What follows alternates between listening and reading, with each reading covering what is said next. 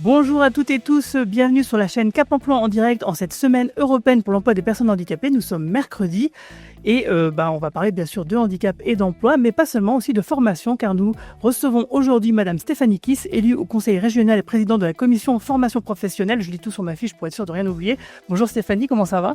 Bonjour, ça va très bien. Vous allez bien? Oui, très bien, merci. Merci d'être là pour parler avec nous de formation. Et vers 11h, sachez que nous allons recevoir Christine Meyer pour parler d'exemples de formation justement et de prestations qui peuvent être proposées à des personnes en situation de handicap. En attendant, rappelez-vous que nos émissions sont sous-titrées par une intelligence artificielle, mais que pour le replay, je referai intégralement tous les sous-titres. Et sachez également que Cathy, chargée de mission Cap Emploi 57, est là dans le chat pour répondre à toutes vos questions. Donc si vous avez des questions sur l'emploi et le handicap, n'hésitez pas à lui poser. Elle y répondra à l'écrit et puis sur la formation aussi. Et si jamais la question est du coup assez intéressante, on la lira à l'antenne. Et bien sûr, vous pouvez également poser vos questions à notre invité. Alors, Stéphanie, première question très simple. Qu'est-ce que c'est que la commission formation professionnelle d'une région? Alors, c'est pas une question simple, là. La commission formation professionnelle de la région, c'est le lieu où opérationnellement on entérine, on travaille, on réfléchit et on construit toutes les politiques de la région en faveur de la formation et l'orientation, mais aussi les formations du sanitaire et social. Et c'est là que les rapports qui vont être présentés à l'Assemblée délibérante et qui vont être ensuite validés par l'ensemble des élus sont entérinés et validés. Donc c'est au sein de cette commission, par exemple, pour citer des exemples concrets, eh bien que nous allons valider ou présenter, proposer des actions de formation, mais très concrètes, des actions expérimentales, tous nos projets, tous nos dispositifs, appel à manifestation d'intérêt. Je prends un exemple sur la mobilité où on avait un appel à manifestation d'intérêt sur un véhicule pour l'emploi. Qui permettait de mettre à disposition des véhicules pour les personnes qui sont éloignées de l'emploi pour aller se rendre sur leur lieu de formation ou leur lieu de travail. Donc c'est vraiment au sein de cette commission, très opérationnellement, qu'on étudie l'ensemble des dispositifs et l'ensemble des rapports avant qu'ils puissent être présentés, soit en commission permanente, soit en séance plénière, à l'assemblée complète délibérante du conseil régional qui comporte 169 élus. Oui, effectivement, c'était une question simple, mais finalement pas une réponse si simple. Du coup, si je veux bien résumer, ça voudrait dire que c'est l'endroit où vous décidez quelles sont les formations que vous allez mettre en avant, que vous allez proposer en fait. Alors, c'est pas forcément l'endroit où on décide des formations. Il y a les politiques sont déterminées auparavant et il y a tout un dispositif qui est mis en œuvre pour déterminer quelles sont les formations. Peut-être reprendre quelles sont les compétences de la région en matière de formation et comment on travaille sur la question de la formation. La région a donc la compétence formation professionnelle des demandeurs d'emploi, donc formation professionnelle continue, et les formations sanitaires et sociales. Donc ça, c'est quelque chose qui est un peu différent et à part. Dans la formation des demandeurs d'emploi, il y a plusieurs niveaux. À la fois le niveau, ce qu'on appelle le programme régional de formation, qui est une offre qui est structurelle et qui permet de répondre aux besoins des entreprises du territoire pour former les demandeurs d'emploi, parce que l'objectif, c'est bien d'apporter de la compétence pour l'économique, pour le monde des entreprises, et pour ensuite que les demandeurs d'emploi puissent accéder à l'emploi. Donc là, il y a tout un travail qui est réalisé, à la fois au niveau régional, mais aussi au niveau très local, pour déterminer et évaluer et consulter chacun des opérateurs économiques pour voir quels sont leurs besoins aujourd'hui, demain et ensuite même un peu plus loin, et comment les métiers évoluent. L'idée, c'est vraiment d'adapter l'offre de formation aux besoins de l'entreprise et aussi aux besoins des demandeurs d'emploi. Donc, on a toute cette offre programme régional de formation qui est déterminée. Alors, celle-ci, elle va être issue des remontées à la fois du terrain, des entreprises, mais aussi de l'ensemble de nos développeurs territoriaux qui sont dans les maisons de région. Donc, on a 13 maisons de région sur l'ensemble de la région Grand Est. Et ces agents-là travaillent en lien avec l'ensemble des partenaires et des acteurs, dont les acteurs de l'accompagnement des personnes en situation de handicap, donc Cap Emploi, pour essayer de déterminer quels sont les besoins et ce qu'on va pouvoir mettre en œuvre finement pour que ça réponde réellement à ce qui est attendu. Donc on a ce programme régional de formation. À côté de ça, on a aussi des dispositifs dits sur mesure dans les territoires. Donc là, c'est vraiment des actions qui sont montées avec l'ensemble des partenaires. On a des formations qui sont montées dans ce cadre-là spécifiquement pour des personnes en situation de handicap et qui vont être montées avec des entreprises, avec tous les partenaires, aussi bien Mission Locale, France Travail, et puis qui vont être relativement innovantes et qui sont présentées donc pour approbation au sein de cette commission. Et on a aussi tout un dispositif de financement individuel des formations, ce qu'on appelle l'ARIF, c'est l'aide régionale individuelle à la formation. Donc là, c'est toutes les formations qui ne sont pas financées dans le cadre du programme régional de formation, qui ne vont pas être ni financées en collectif. Je prends un exemple, un BPJEPS, par exemple, une formation. Alors, c'est une formation dans le domaine de l'animation. Va pouvoir, c'est souvent des financements individuels. L'animation, vous voulez dire l'animation sociale. D'accord. Voilà. Alors, pas l'animation, le dessin animé. Non, mais ça peut. Mais après, sur des métiers d'art, sur vraiment, c'est très très large en termes de thématiques de formation. Et c'est du montage individuel. Là, ça passe aussi par cette commission permanente. Donc, on a aussi ce volet-là. Et ensuite, on a aussi des actions, ce qu'on appelle des FIF, du Fonds individuel formation à destination des entreprises. Donc, ça nous permet de monter des actions avec une entreprise. Je prends un exemple. Une entreprise de bâtiment du territoire qui a un besoin fort, une dizaine de personnes ou 5 personnes, 6, 7, peu importe, de coffreurs-bancheurs. Voilà, comme un exemple concret. Eh bien, on va pouvoir, avec l'entreprise, les services de la région, donc les fonds régionaux, mais aussi les OPCO et France Travail. Alors, OPCO, c'est les opérateurs paritaires collecteurs qui sont, en fait, chaque entreprise cotise pour chaque salarié dans un organisme paritaire pour la formation, pour financer la formation. Et ces OPCO, ces organismes, financent de la formation pour les entreprises. Donc là, ils vont être cofinanceurs de ce type d'action. Mais on a différents niveaux d'intervention en fonction du besoin et en fonction des dispositifs. Ça nous permet d'être très réactifs et puis d'être vraiment en réponse réelle aux besoins du territoire. Ok. Alors justement, il y a une petite question par contre que j'ai pas posée, c'est savoir si vous nous entendez bien. Si vous nous voyez bien, alors je sais que vous nous voyez bien, mais est-ce que vous nous entendez bien sur le chat? N'hésitez pas à intervenir. On est là pour ça, d'ailleurs, pour répondre à vos questions. Alors, du coup, je reformule ma question de tout à l'heure. C'est-à-dire qu'en fait, en amont, vous posez le cadre des formations qui pourraient être intéressantes pour vous de mettre en avant. C'est-à-dire, vous fixez des objectifs, en fait. Et c'est seulement après que les formations sont validées, entre guillemets, faut passer au crible. Alors, les formations, au départ, on a un contrat de plan régional. Au départ, on a le CPRDFOP. C'est un mot assez barbare. Donc, le contrat de plan régional sur l'orientation et la formation professionnelle. Vous connaissez vraiment tous les acronymes. Oui, on n'a pas vraiment le choix. Donc, ce cadre a été co-construit avec la région, les services de l'État, puisqu'il y a plusieurs opérateurs en matière de formation, les services de l'État, mais aussi les représentants des employeurs et des salariés et tous les intervenants dans le champ de la formation, dont l'AGFIP et dont les représentants aussi des personnes qui représentent l'accompagnement, mais aussi qui financent les formations pour les personnes en situation de handicap. Donc ce cadre global-là a été issu d'un travail de plusieurs mois. Et c'est une convention qui est donc signée entre les différents partenaires et qui permet de fixer un cadre global. Donc sur la manière, déjà sur les métiers qu'on va prioriser. C'est-à-dire on va prioriser ce qu'on appelle les métiers en tension. Oui. Et ensuite, les modalités d'intervention. C'est-à-dire que les besoins aujourd'hui, il faut être suffisamment réactif. On sait que les métiers du bâtiment évoluent et changent. On sait que l'automobile aujourd'hui est un secteur qui rencontre certaines difficultés, pour lesquelles il y a des transformations à venir, qui évoluent beaucoup, pour lesquelles il faut être en réactivité. Donc il y a tout un travail de prospective qui est réalisé et qui permet d'anticiper certaines évolutions.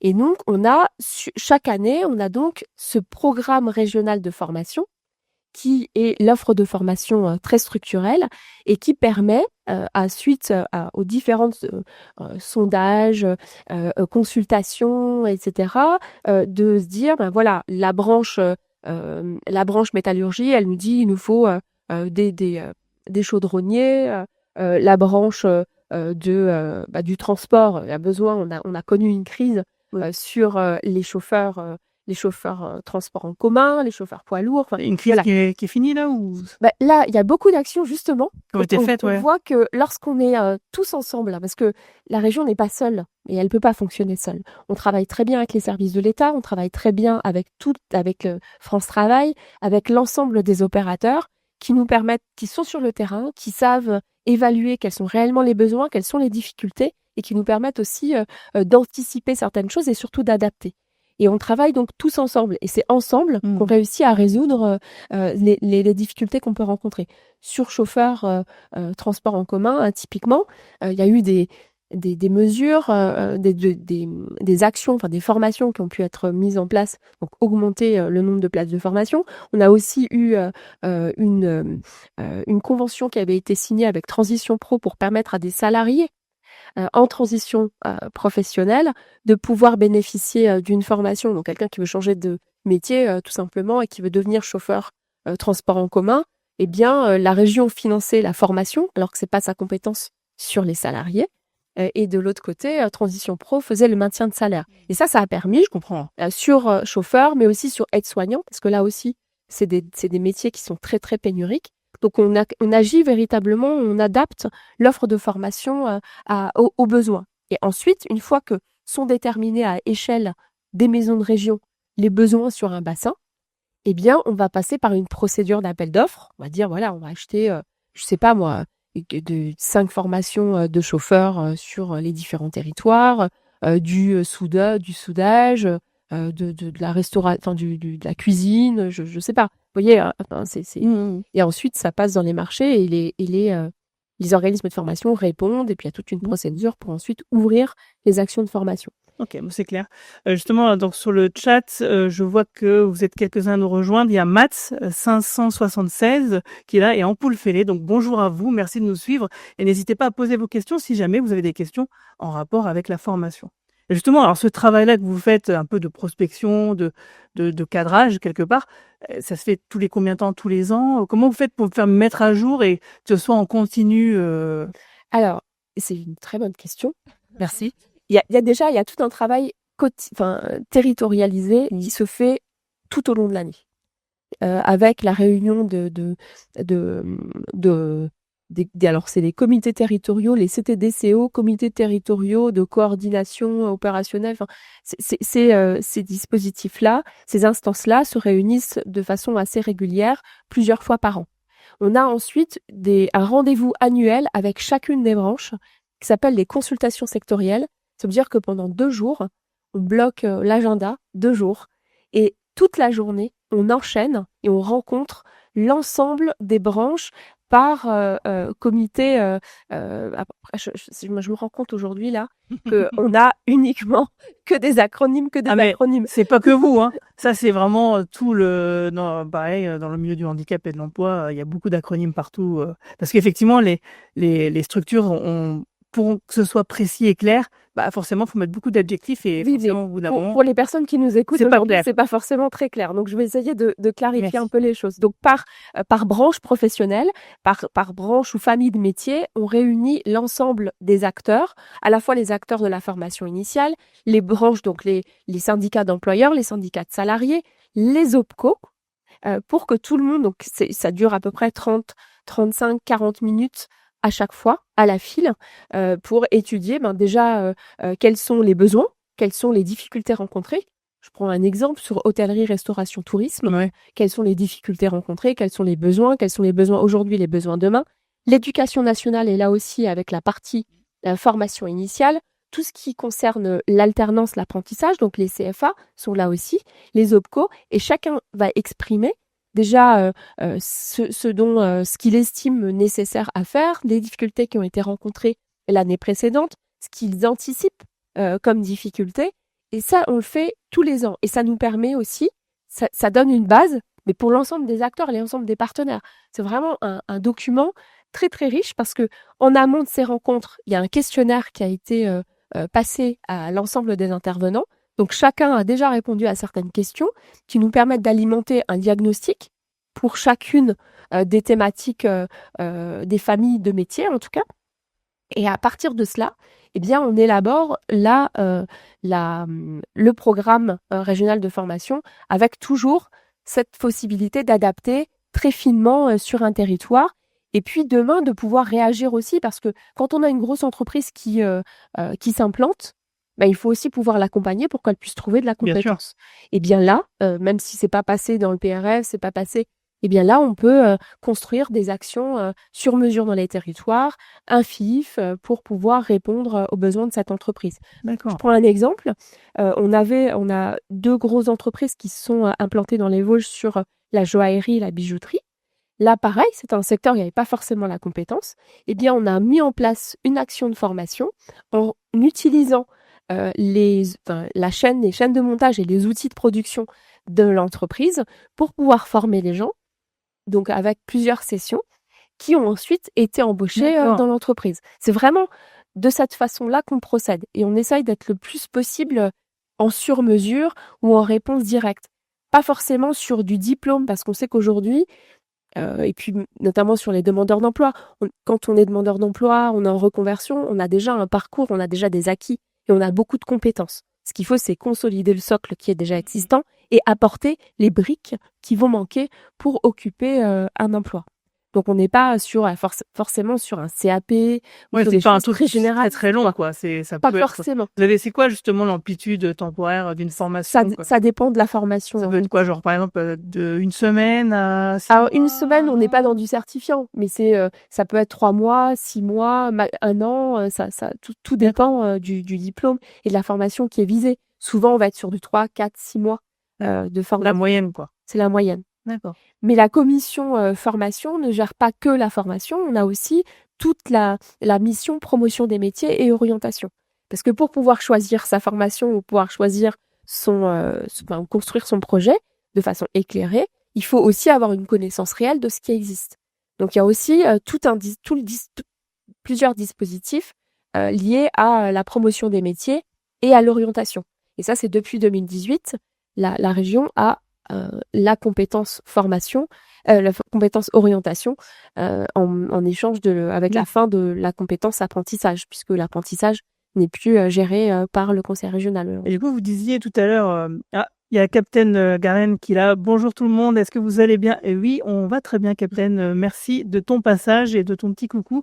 Si tu as des questions sur la formation, n'hésite pas, justement, parce que je suis avec quelqu'un qui nous parle de comment sont financées les formations, pour qui, comment et pourquoi. Pourquoi il est assez simple, en fait, à deviner. Mais voilà, donc si tu as des questions sur la formation, n'hésite pas. Alors justement, vous disiez tout à l'heure que vous orientez le cadre des formations selon les territoires pour que, par exemple, je ne sais pas, il y a des métiers en tension à tel endroit, du coup, on va développer telle formation sur tel métier en tension à tel endroit pour que ça se passe bien. Mais du coup, vous vous occupez de la région Grand Est, mais est-ce que vous vous concertez avec les autres grandes régions? Comment ça se passe pour ça, par exemple? Alors, on a au sein de l'Association de la région de France, on a des commissions formation où il y a effectivement du partage eux-mêmes de connaissances. En amont, ils vous donnent aussi des directives pour dire non, il n'y a pas de directive au niveau des autres régions. Par contre, on conventionne avec l'État sur un pacte dans lequel on détermine ensemble des objectifs et du public cible. Mais c'est de la négociation, c'est-à-dire que tout le travail qui est mené, qui avait été mené dans la construction du CPRDFOP au départ, mais tout le travail qui est mené au long cours sur le diagnostic, sur l'évaluation des besoins, et tout cela s'est fait en concertation avec les autres opérateurs. Donc, il n'y a pas de cadre prescriptif, je dirais, véritablement, mais on se met d'accord sur des publics cibles, sur le type d'action. Donc, les publics cibles... Justement, d'ailleurs, quels sont les types de publics et les tranches d'âge Alors, sur les publics cibles... qui vous font financer des formations? On finance... En fait, le cadre, c'est les demandeurs d'emploi. Après, en public cible... Donc, à partir de 18 ans? Oui. Pas avant, par exemple? Après 16 ans, on peut rentrer en formation. Oui, donc on va aussi financer des actions, des dispositifs tels que les écoles de la deuxième chance. On finance aussi les missions locales. Ça Donc, aussi, de sont 16 aussi ans à des la retraite, opérateurs. on peut dire. Oui, oui, oui. Bah, Avec un focus sur les personnes qui sont très éloignées de l'emploi, aujourd'hui sur les seniors aussi, donc les personnes de plus de 55 ans, D'accord. pour lesquelles aussi il y a tout un travail qui est mené avec là aujourd'hui. On a présenté un dispositif spécifique senior, et donc il va y avoir un appel à projet pour des organismes puissent nous présenter des actions pour l'accompagnement spécifique du public senior, parce qu'on se rend compte que souvent les demandeurs d'emploi de longue durée, et je pense que on connaît la part aussi de public senior de plus de 55 ans sur les personnes en situation de handicap. Oui. Très souvent, c'est ce même public. Bien sûr. Donc là aussi, avec un abondement des CPF, la région va mettre 500 000 euros sur le... CFF, c'est les centres pour formation? Non, c'est... Ça aurait pu, hein. C'est marché Non, bien. en fait, c'est l'offre, enfin la possibilité de financer de la formation quand on cotise sur son compte personnel de formation. Chaque salarié, Ah oui, c'est ça. c'est ça. Ah, je me souviens, on m'a beaucoup téléphoné à ce sujet-là. Oui, oui. Bien sûr, à une époque. J'avais oublié, mais on l'a tous vécu, oui. Voilà, donc là aussi, avec l'amendement du CPF pour les publics seniors, mais aussi les publics jeunes, les bénéficiaires du RSA, les publics en situation de handicap. Et justement, pour les personnes en situation de handicap, est-ce qu'il y a une attention particulière supplémentaire qui est accordée par rapport... Est-ce que, par exemple, il y a des formations dédiées aux personnes en situation de handicap? Alors, l'objectif, c'est de dire toutes les formations doivent être accessibles. C'est-à-dire on se fait, c'est véritablement, chaque formation doit pouvoir être accessible. Ça fait partie du cahier des charges, quoi. Ça fait partie du cahier des charges. Donc toujours avec un focus particulier sur rendre accessibles ces actions de formation. Et pour les personnes en situation de handicap, on a à la fois la possibilité d'aller sur des actions un peu innovantes pour les attirer, pour qu'elles répondent parfaitement aux besoins. On a aussi la volonté, parce que dans le cadre des missions de la région, on a aussi le CARIFOREF. Donc c'est un dispositif. CARIFOREF, il y a bien un acronyme que vous connaissez pas, c'est pas possible, quoi. Donc alors l'Observatoire régional d'emploi formation, et le CARIF, c'est alors le CARIF, je pourrais pas vous donner la définition exacte, mais en tout cas c'est cette instance qui permet d'une part de centraliser toute l'offre de formation. C'est ce qui porte Grand Est, formation Grand Est. D'accord. Où on va dessus, on tape le métier qu'on cherche, la formation qu'on cherche, et on voit quand ça ouvre, où ça ouvre, quel type de financement, etc. Et donc ils ont aussi une mission de professionnalisation des acteurs. Et là aussi, la région professionnalise les acteurs, parce qu'accompagner une personne en situation de handicap, il faut aussi être sensibilisé à la manière dont on approche, la manière dont on accompagne, quel type de métier, quels sont les dispositifs qui existent aussi spécifiques liés à l'accompagnement des personnes en situation de handicap. Donc là aussi, dans le programme régional de professionnalisation des acteurs, on a des modules spécifiques sur cette question-là. On peut le faire sur le chat qui me dit merci de détailler les acronymes. C'est vrai qu'il y en a beaucoup. Alors, moi, j'ai une question par rapport à l'accessibilité. Comment vous vérifiez que toutes les formations proposées sont bien accessibles? Parce que quand on parle d'accessibilité, c'est surtout les locaux, les gens qui sont formés pour accueillir les personnes en situation de handicap. Ça peut être des trucs simples comme des ascenseurs, des rampes, des choses comme ça, quoi. Enfin, la liste est longue, mais comment vous faites pour vérifier ça? Il faut que les locaux soient accessibles PMR, quoi. Donc ça c'est un préalable. Et ensuite, on va aussi favoriser du digital, et puis pouvoir répondre s'il y a un besoin particulier, avec le soutien aussi de la GFIP, par exemple, etc. imaginons, il y a une personne malentendante qui est là. Est-ce que, par exemple, il y aurait quelqu'un pour faire de la langue des signes ou des choses comme ça? Il faudra pouvoir mobiliser les acteurs qui permettent ça, c'est ce que vous faites aussi, tout à fait. Tout à fait. C'est ce qui est demandé à l'organisme de formation, de pouvoir être accueillant de cette partie, sur cette part-là. On a une convention avec la GFIP, avec la FIP, voilà, et l'ARS, justement signée, et France Travail pour l'Agence régionale de santé. L'Agence régionale de santé, pour déterminer qui fait quoi en D'accord. matière de formation pour les personnes en situation de handicap, et ça fixe bien ce cadre aussi pour savoir, nous on finance, mais D'accord. qui vient intervenir lorsque il y a un besoin spécifique d'adaptation du poste Je comprends. concrètement de travail de la personne, quoi. Alors, je vois, il y a Schnooky57 qui nous dit bonjour. Bonjour Schnooky57. Si tu as des questions sur les formations, n'hésite pas. On est là avec Madame Kiss, qui est élue au conseil régional et présidente de la commission formation professionnelle. J'arriverai pas à le retenir, donc je le lis à chaque fois. Qui est là donc pour répondre à toutes vos questions sur la formation et ses financements. Alors, du coup, on a vu les tranches d'âge pour qui étaient faites les formations. Et que veut dire justement le terme professionnel dans formation professionnelle? C'est la différence avec la formation initiale.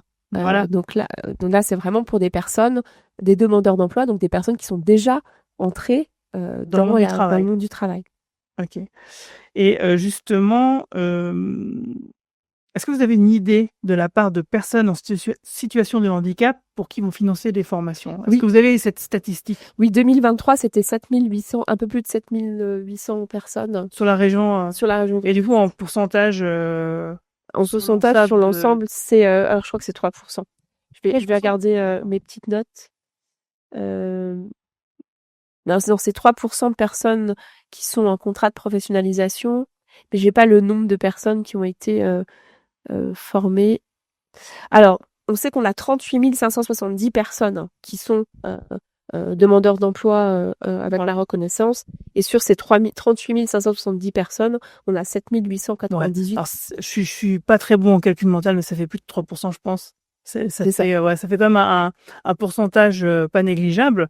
Alors ça montre que c'est souvent peut-être des personnes en situation de handicap qui se retrouvent forcément au chômage, ça on le sait, hein.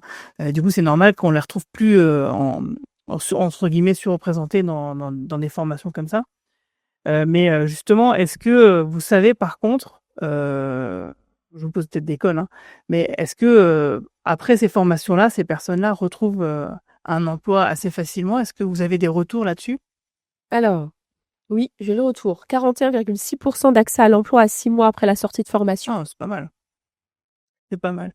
Et du coup, pour les types de formations que vous financez, quels sont les métiers les plus fréquemment demandés, ou en tout cas, quelles sont les formations où il y a quels sont les métiers, pardon, où il y a le plus de formations justement actuellement? Alors, on essaye comme je vous le disais, on priorise les métiers en tension.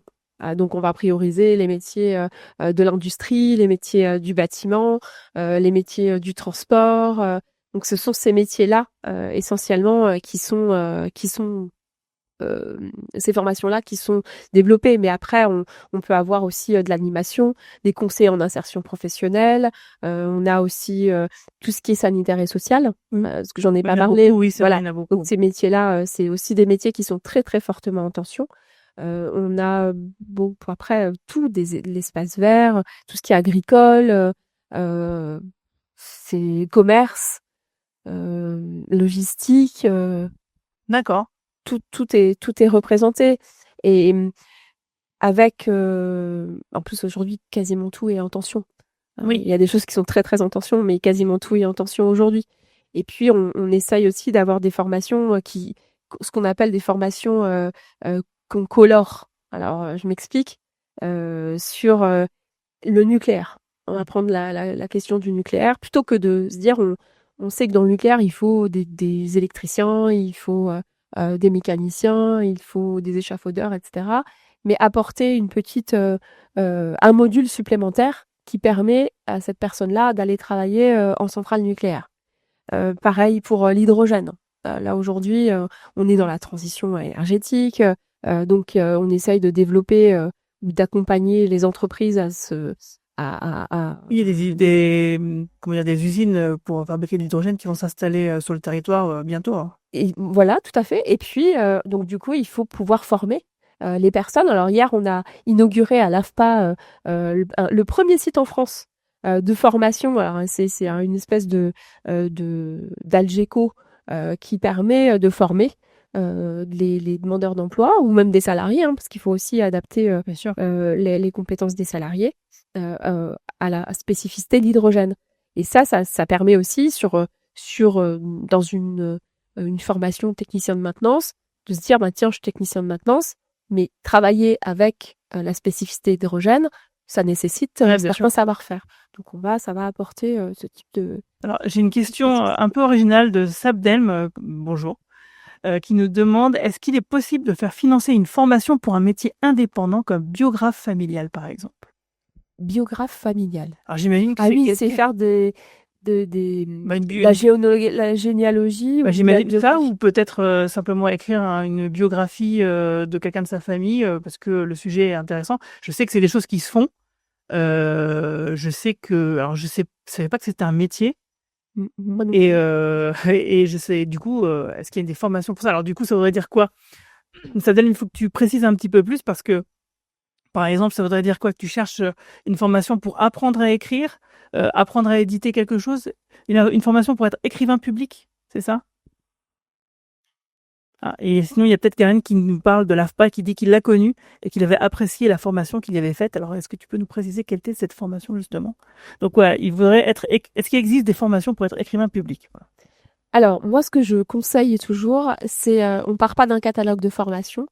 Il faut, pour pouvoir déterminer et valider un projet de formation, il faut être accompagné. Oui. Je pense que là, on est chez Cap Emploi. Il y a des personnes qui sont tout à fait habilitées à aider, à accompagner, à construire un projet de formation. Sinon, il y a France Travail, suivant l'âge et la mission locale. Et suivant le lieu où on habite, il peut y avoir aussi un service emploi. Donc, pour pouvoir mieux le construire, il faut mieux être accompagné et bien parce qu'en fait, la formation, les gens viennent pas comme ça pour... À la région, on n'accompagne pas. Voilà. Tout passe, même lorsqu'on est sur un financement individuel de formation. L'ARIF, par exemple, ça passe par France Travail. L'ARIF. Là, je l'ai dit tout à l'heure. Ah oui, mais... Aide régionale individuelle à la formation. J'avais déjà oublié. Donc là, c'est aussi, il faut être accompagné, il vaut mieux être accompagné par... D'accord.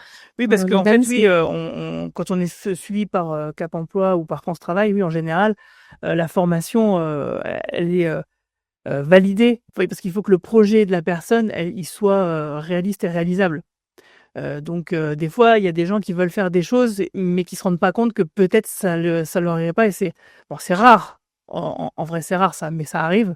Et du coup, oui, effectivement, c'est pour ça que vous dites que la formation ne peut pas arriver comme ça. Il faut que ça rentre dans un cadre, un processus, un chemin, un parcours professionnel qui soit cohérent avec la personne et avec ses compétences. Du coup, Sabden, je ne sais pas si ça répond vraiment à ta question. Et sinon, j'ai Captain Karen qui dit qu'il avait suivi une formation responsable rayon faite il y a un peu plus de 10 ans à l'AFPA de Tarbes. Et il en garde donc un très bon souvenir.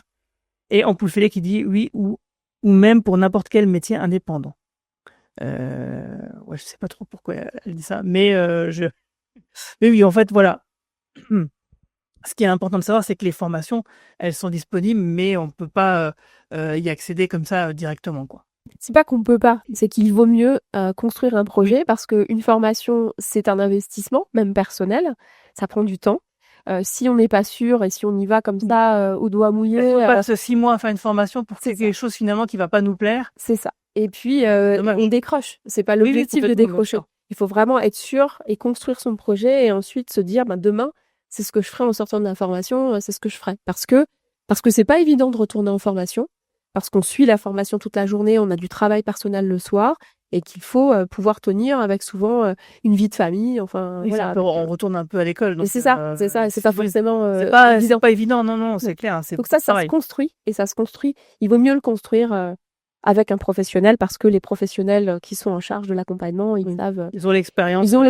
Et ils ont une parfaite maîtrise des dispositifs de finance. Qui existent, oui. Ils savent quel financement peut être proposé pour telle ou telle formation ou pas. Et d'ailleurs, du coup, alors, comment ça se passe? En fait, quand quelqu'un vient et a une formation, en fait, elle est entièrement financée? Comment ça se passe? Ou c'est juste une partie non? Alors, ça va plus loin, puisque la formation, lorsqu'on est sur des formations collectives dans le cadre du programme régional de formation, la formation est intégralement financée par la région, et la région finance aussi la rémunération des stagiaires en formation. Ah oui, si vous n'avez pas de chômage, par exemple, eh bien, la région prend en charge une rémunération qui vous permet de suivre la formation. Et puis, on intervient aussi sur de l'aide à la garde d'enfants, l'aide au déplacement, Jusque-là. l'aide à l'hébergement, restauration, etc. Parce qu'on sait que tout ça aussi, Bah oui, ça peut être des freins c'est des freins, oui. d'accès à la formation ou de maintien en formation. L'objectif, c'est de lutter contre la rupture de Du parcours. coup, vous ne faites pas que financer les formations, vous enlevez également les freins Tout à qui fait. empêcheraient les gens de suivre cette formation. Ça, c'est très bien. Et donc, Ampoule disait, oui, y a-t-il des formations pour n'importe quel métier indépendant? Mais vous avez déjà répondu à la question. Oui, ouais, c'est ça qu'elle voulait dire tout à l'heure. J'avais pas bien compris, pardon. Est-ce qu'il y a des différences avec les formations que vous proposez par rapport à un CFA, à des organismes de formation, des choses comme ça ou... Alors, les organismes de formation prestent les formations quand on les achète. Ouais. On les achète. Donc, nous, on est financeurs de la formation. Et le CFA, ça concerne les apprentis. Donc, C'est pas c'est la un même statut, voilà, c'est un statut différent puisqu'il y a un contrat de travail. Alors, on intervient jusqu'alors, jusqu'à 2018, l'apprentissage était une compétence régionale. Ah, et c'est plus le cas maintenant. Et ce n'est plus le cas. D'accord. Et de fait, maintenant, on intervient tout de même sur de l'aide directe au CFA pour, je sais pas, moderniser des installations, aider à la construction d'un nouveau CFA, à la réhabilitation d'un CFA. On intervient dans ce cadre-là, en investissement, mais on n'intervient plus sur le financement des contrats et on n'intervient plus directement sur l'apprentissage, des aides aux apprentis. Ok. Et sinon, quel est le rapport que vous avez du coup avec Cap Emploi ou même d'autres dispositifs comme la ressource handicap formation ou dispositif alternance handicap, ce genre de choses? Ce sont des partenaires et on a une instance qui s'appelle le CREFOP, Comité régional emploi, formation, orientation Elle est professionnelle, très forte. qui au niveau régional, donc on a c'est quadripartite avec 2 coprésidences et 2 vice-présidences, donc État, région et ensuite les syndicats employeurs, les syndicats salariés. Et là, l'AGFIP et l'ensemble des partenaires et des acteurs liés au champ de l'insertion et de la formation sont représentés. Et c'est donc dans cette instance-là qu'on réfléchit, qu'on travaille, qu'on présente des diagnostics et qu'on fait l'évaluation des politiques qui sont menées en termes de formation et d'orientation, parce que ça c'est important aussi, la promotion Bien du sûr. métier. Et je tiens à peut-être parler dans le cadre de la politique orientation et promotion des métiers. La région, alors nous avions accueilli en 2023 les Abilympics. Oui, Donc, c'est gentil. les Olympiades des métiers pour les personnes en situation de handicap. Aujourd'hui, Abilympics et WorldSkills, donc Olympiade des métiers, ont fusionné. Donc, il n'y a plus une instance, une compétition différenciée. Ça se fait en même temps et ça permet aussi de travailler sur la question de l'inclusion. Les gens qui savent pas ce que c'est, l'année dernière, donc on y était, c'était aux arènes de Metz. Et en fait, c'est un peu Les arènes. Ah oui, pardon. C'était la force. Foire Les Expo. expositions de Metz, oui, pardon. Des expos.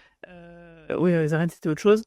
Et en fait, c'était un peu les Jeux olympiques des métiers pour les personnes en situation de handicap. Et donc, on y était, on avait un stand. J'avais fait une petite vidéo que vous avez peut-être dû voir. Elle est sur YouTube, en tout cas sur notre chaîne YouTube Cap Emploi 57. Et en fait, ouais, c'était vraiment impressionnant. Moi qui suis graphiste, il y avait tout un pôle graphisme. Donc, ouais, on voyait des gens de plein de pays différents avec tout un tas de handicaps différents et qui faisaient des choses assez incroyables, quoi. Et qui étaient vraiment... Franchement, quelqu'un qui a des préjugés sur les personnes en situation de handicap, il va à cet endroit, à un événement comme ça, alors là, il ressort, il est convaincu que voilà, ces préjugés ils disparaissent, quoi. C'est Totalement. obligé. Totalement. Ça, c'est impressionnant. Moi, j'ai été très impressionnée par les paysagistes. Oui. Parce que pareil, je veux dire, on peut arriver à se plaindre de temps en temps, et là, quand on voit la résilience, quand on voit la combativité, et puis la dextérité, quoi. C'est vraiment Non, mais c'était vraiment impressionnant, quoi. Et puis, ouais, toute la partie nourriture aussi, c'était oui, c'est très intéressant. Donc, pour dire que la région soutient ces dispositifs qui font de la promotion des métiers. Aujourd'hui, donc là, prochainement, on organise en site unique les sélections régionales des WorldSkills, donc la constitution de l'équipe Grand Est des WorldSkills des Olympiades des métiers, qui va après représenter le Grand Est au niveau national pour peut-être rentrer dans l'équipe de France comme ça s'était fait l'année dernière, et après aller représenter le Grand Est, la France, au niveau international, et avec bien sûr l'intégration des personnes aujourd'hui en situation de handicap. Oui, bien sûr, c'est le 30-31 janvier, 1er février. Et ça sera où? Ici à Metz. À Alvaux, sur le site, sur le site de la Foire Exposition. Ouais, je pense qu'on y sera, hein. Mais j'espère. Il y a des chances, il y a des chances. Est-ce que... alors, il y a juste, en général, j'aime bien présenter un peu les personnes qui répondent aux questions. En général, je le fais au début de l'émission et en fait, là, on est tellement parti dans l'explication de comment fonctionnent les formations que j'ai un peu oublié. Alors, je voulais vous demander, quel est votre rôle au sein de la commission formation professionnelle et quelle est une semaine type, par exemple, pour vous? Alors, mon rôle, c'est de présider la commission. Je travaille aux côtés de Valérie Debord, notre vice-présidente en charge de l'emploi, de la formation et de l'enseignement supérieur. Et puis, c'est travailler avec les différents, avec les services, présider le CREFOP aussi, le Comité régional emploi, formation, orientation professionnelle, représenter la région dans l'ensemble des instances, aller à la rencontre de tous les acteurs. Une journée type, j'ai pas de journée type. Toutes mes journées sont différentes, les semaines sont différentes. Là, par exemple, hier, j'ai inauguré donc à l'AFPA ce site de formation. Ensuite, j'avais un conseil d'administration de lycée, mais ça c'est pas en tant que président de la commission formation, mais c'est en tant que conseillère régionale, puisque les lycées sont aussi une compétence régionale. Et puis demain, par exemple, je vais inaugurer le salon Auriaction, qui va se dérouler sur 3 jours, pareil, sur le site de la Foire Exposition, avec des remises de prix aussi. Et puis après, j'ai une activité professionnelle aussi, donc D'accord. je vais travailler un peu. Ah ouais, pas que ça en fait. D'accord. Non, je ne fais pas que ça. Et je suis adjointe au maire à Thionville, aussi en charge de l'emploi, du social. Je suis vice-présidente du CCAS. Je suis présidente d'une mission locale. Ah ok. Mission locale du Nouvelle-Zélande. Ah ok. Et puis je travaille. Je suis chef du service emploi de la ville de Metz. Ok. Bon, bah super. Voilà. Effectivement, c'est un sacré CV. Du coup, pour la mission locale, justement, pour faire la promotion de la chaîne, on a déjà fait une émission sur la mission locale il y a peu de temps, mais si vous voulez revenir en reparler un jour, ça sera avec plaisir. Est-ce qu'il y a des choses qui pourraient changer prochainement par rapport à tout ce qu'on vient de se dire? Alors là, on est en plein changement puisque la loi pour le plein emploi a transformé Pôle emploi en France Travail et nous allons avoir des instances de travail territorial avec le comité régional pour l'emploi qui va donc être installé lundi qui vient, 25 à Strasbourg, les comités départementaux pour l'emploi, donc 10 sur l'ensemble du territoire du Grand Est, et ensuite une déclinaison sur des comités locaux qui vont réunir à nouveau tous les acteurs et qui vont permettre de faire avancer les choses, de travailler sur... c'est piloté par France Travail. D'accord, mais qu'est-ce que ça va changer pour les usagers, par exemple, pour les personnes en situation de handicap qui chercheraient une formation? Mais j'espère que ça va changer en termes de pertinence et d'efficacité des politiques qui seront mises en place, puisque si on a véritablement un petit peu une maille locale d'analyse, alors, autant pour la région, on a l'habitude de travailler de cette façon-là, mais peut-être si là, désormais, ça se fait un petit peu plus, de manière un peu plus renforcée pour l'ensemble des acteurs et notamment aussi pour les bénéficiaires des minima sociaux, puisque les départements entrent aussi désormais dans le jeu sur l'insertion des bénéficiaires du RSA. On va se mettre tous ensemble, très concrètement, idéalement, tous ensemble autour d'une table pour se dire voilà ce qui marche, voilà les formations qu'on met en place, voilà les actions sur des chantiers d'insertion, etc. qu'il y a sur un territoire. Ça marche, oui, on continue. Ça fonctionne pas, on essaie de changer de braquet. Et mettre aussi les entreprises autour, mais du coup, l'objectif de la table. Final, si on veut le résumer en une phrase, c'est quoi? Ce serait le plein emploi. Ok. Du coup, à proposer plus de formations à un maximum de personnes. Aujourd'hui, alors, essayez de remplir les formations déjà. Parce que on pas toutes remplies. Ah, d'accord. Ah oui. Bien sûr. Puisque lorsqu'on cible, par exemple, les formations de chaudronniers soudeurs, on sait qu'il y a un besoin énorme, criant sur tous les territoires de chaudronniers soudeurs. Pour autant, on a des actions de formation qu'on veut ouvrir, qu'on n'ouvre pas. Les coffreurs bancheurs, les maçons, on a des métiers comme ça qui peuvent pas ouvrir parce que défaut de candidats. Donc là, l'idée, c'est vraiment de pouvoir... C'est optimiser, vraiment. Optimiser. Et puis, peut-être que ça n'ouvre pas ou que les personnes viennent pas parce que on a des difficultés à sourcer, à les trouver, à savoir les personnes. Voilà. Justement, j'ai Schnooky57 qui demande je ne peux plus exercer mon métier que j'adore et j'avoue que je ne sais pas vers qui me diriger pour une reconversion professionnelle. Alors justement, on parlera de ce sujet-là vendredi matin, si tu veux, sur la chaîne Twitch. Ma problématique principale est celle de savoir vers quel métier me diriger. C'est un vrai dilemme. Comment trouver une nouvelle orientation professionnelle alors qu'on a exercé un métier plus de 30 ans? Le choix est difficile. Que me conseillez-vous? La question n'est pas facile. Non, mais après, comme je le disais tout à l'heure, moi je vous conseille d'être bien accompagné. Il y a par des professionnels qui travaillent sur cette question de la reconversion. Est-ce que tu es suivi par Cap Emploi, par exemple? Et c'est plutôt voilà, à ce niveau-là qu'il faudra poser la question. Et du coup, je t'invite à venir vendredi matin parce qu'on va parler justement de la transition professionnelle. Et je pense que ça sera une émission où on sera avec quelqu'un qui sera vraiment experte sur ce sujet-là et qui pourra répondre le mieux, je pense, à ta question. Ah oui, et justement, est-ce qu'il existe un site internet, un endroit où on peut trouver toutes les formations disponibles? Formation Grand Est, vous tapez formation Grand Est et vous le trouvez sur le site. Je vais essayer de chercher de le mettre dans le chat. Et il y a Orientest aussi pour avoir des informations sur les métiers.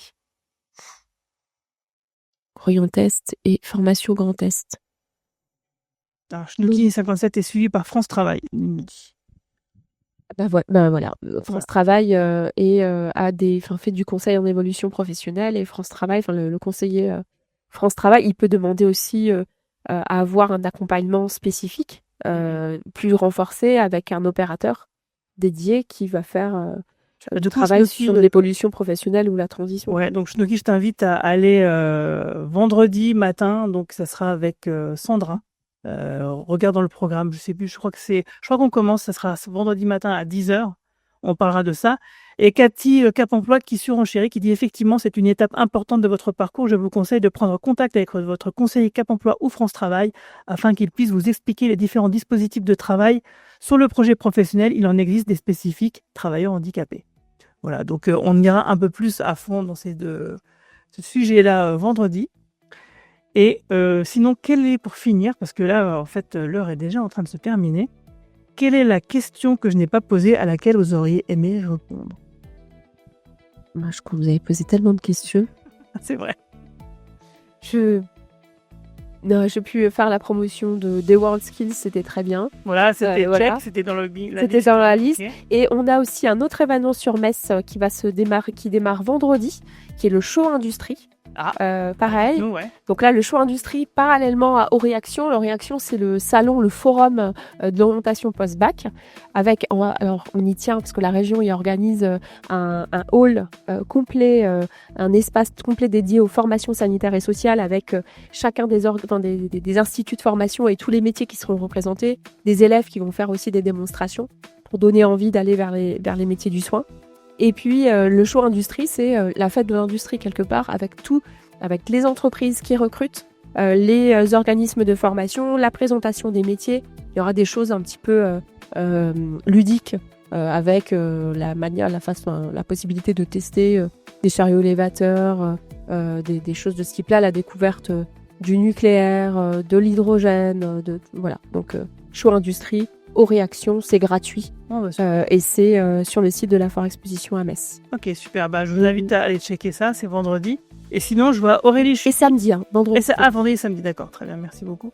Et je vois Aurélie Chudi de Pyramide Est qui dit « Bonjour, le bilan de compétences peut également être une aide pour la reconversion. C'est justement évoqué avec l'invitée suivante. » Oui, donc Christine Meyer de Pyramide Est qui va donc nous rejoindre. Donc merci beaucoup Madame Tis d'être venue parler de la formation. J'espère que ça a été parfait. Ouais, c'est passé vite, vous avez eu. Très vite, et c'était très intéressant. En tout cas, merci de nous avoir laissé la possibilité de présenter les dispositifs régionaux et ce que fait la région en matière de formation. Merci à vous d'être venu. Et puis on a le bureau de Pyramide Est qui vous attend quelque part. La présidente a très envie de vous dire un petit bonjour.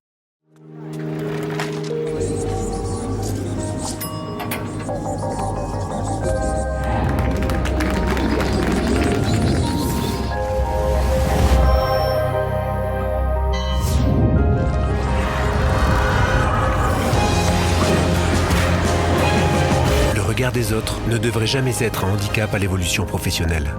On peut tous agir contre la discrimination au travail.